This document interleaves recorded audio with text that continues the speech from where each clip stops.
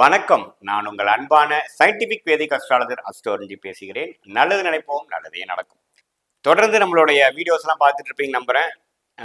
எந்தவித மூட நம்பிக்கைகளையும் போகாமல், மிகைப்படுத்தாமல் ஜோதிட கருத்துக்கள் அறிவியல் சார்ந்த முறையில் சயின்டிபிக் வேதிக் அஸ்ட்ராலஜி முறையில் பார்க்குறோம். ஒளி தத்துவம் எப்படி நம்மளுடைய வாழ்க்கையில் நல்ல சாதகமான ஒரு சம்பவங்களாகவும் சாதகமற்ற சம்பவங்களாகவும் நம்மளுடைய ஒளி அமைப்பு பொறுத்து எப்படி நடந்து கொண்டு இருக்கிறதுங்கிறது நம்ம துல்லியமா பார்த்துட்டு இருக்கோம்.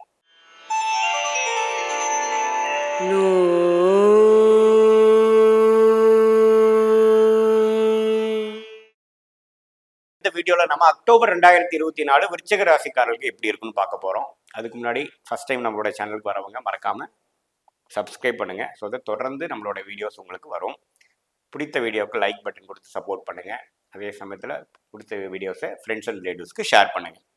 இப்போ பார்த்தீங்கன்னா அக்டோபர் 2024 விருச்சிக ராசிக்காரருக்கு எப்படி இருக்க போகுதுன்னு பார்க்கும் பொழுது கிரகத்தோட அமைப்பு கொஞ்சம் ஆராய வேண்டியிருக்கு. இப்போ ஆண்டு கிரகம் என்று சொல்லப்படுகிற குரு, சனி, ராகு, கேது எப்படி இருக்கிறான்னு பார்த்தீங்கன்னா, குரு பார்த்தீங்கன்னா ராசியவே தொடர்ந்து பார்த்து கொண்டிருக்கிறார். அவர் எந்த வித மாற்றமும் அக்டோபர் மாதம் பெறப்போவதில்லை, எந்த பயிற்சியும் இல்லை.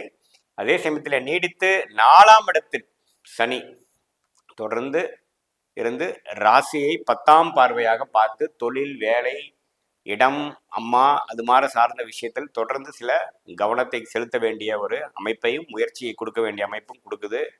அதே சமயத்தில் 5ஆம் இடத்துல ராகு, 11ஆம் இடத்துல கேது, அந்த கேது குருவால் பார்க்கப்படுகிற கேதுவாக இருந்து இத்தனை பிரச்சனைக்கு நடுவால ஒரு முன்னேற்றத்தையும் ஒரு லாபத்தையும் அப்பப்போ கொடுத்துட்டு தான் இருக்கிறார். அதுதான் விருச்சிக ராசிக்காரங்களோட ஜென்ரலான அந்த ஆண்டு கிரகத்தோட பலன் கொடுக்கக்கூடிய அமைப்புங்க.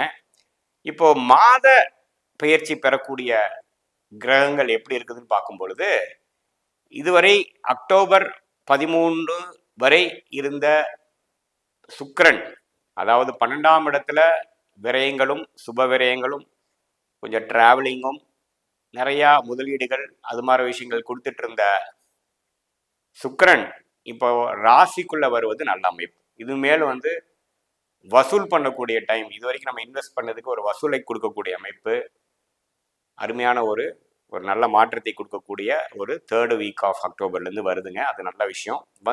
குருவின் பார்வையில் பெறுவதனால இது வரைக்கும் கருத்து வேறுபாடுகள் அது மாதிரி சிலர்லாம் குடும்பத்தில் இருந்த விஷயங்கள்லாம் கொஞ்சம் தணிஞ்சு கொஞ்சம் நல்ல ஒரு அனுகூலமான ஒரு அட்மாஸ்பியர் கிரியேட் ஆகக்கூடிய அமைப்புகள் சுக்கிரன் ராசிக்குள்ள வருவது குருவால் பார்க்கப்படும் பொழுது கிடைக்குது.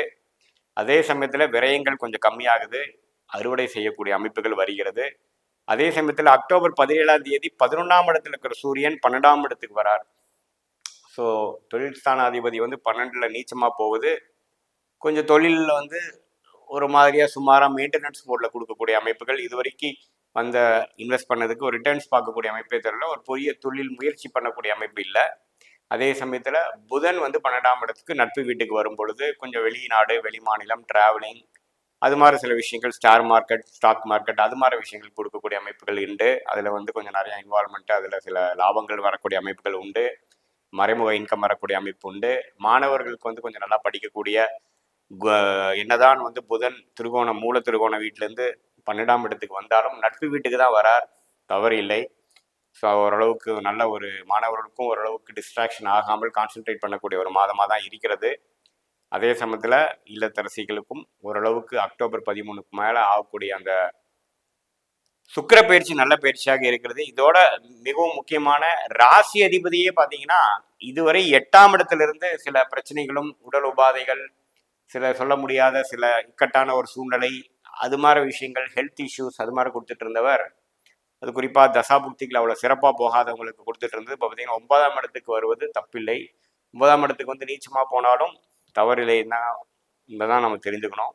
8ஆம் இடத்துலேருந்து ராசி அதிபதி விலகிறது ஒரு அருமையான அமைப்பு.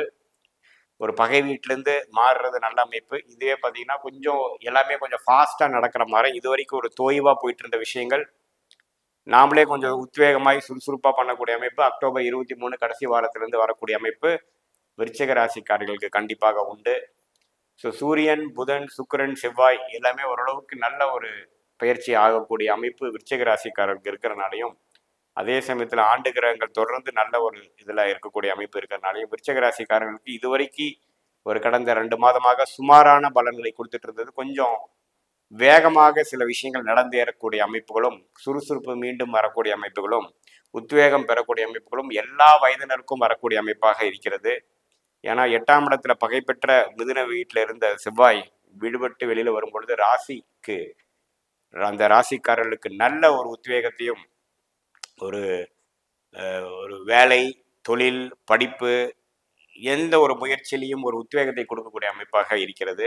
ஸோ அந்த விஷயத்தில் பார்த்தீங்கன்னா விருச்சிக ராசிக்காரர்களுக்கு ஒரு நல்ல மாற்றத்தை கொடுக்கக்கூடிய ஒரு மாதமாக, குறிப்பாக செகண்ட் ஹாஃப்க்கு மேலே வரக்கூடிய அமைப்பு அக்டோபர் மாதம் கண்டிப்பாக உண்டு. இது ஒரு பொதுவான பலன்களே தவிர உங்களுடைய ஜென்ம ஜாதகத்தில் தசாபுக்திகள் தற்போது என்ன போய் கொண்டிருக்கிறது பொறுத்து கொஞ்சம் சாதகமான தசாபுக்திகள் போகும்பொழுது நான் சொன்ன சாதகமான பலன்கள் கொஞ்சம் அதிகமாகவும், சாதகமற்ற 6, 8 தசாபுக்திகள் போகும்பொழுது நான் சொன்ன சாதகமான பலன்கள் சற்று குறைவாகவும் நீங்கள் காணலாம். இது ஒரு பொதுவான பலன்கள் தான். மீண்டும் மற்றொரு காணொலியில் சந்திப்போம். நன்றி, வணக்கம்.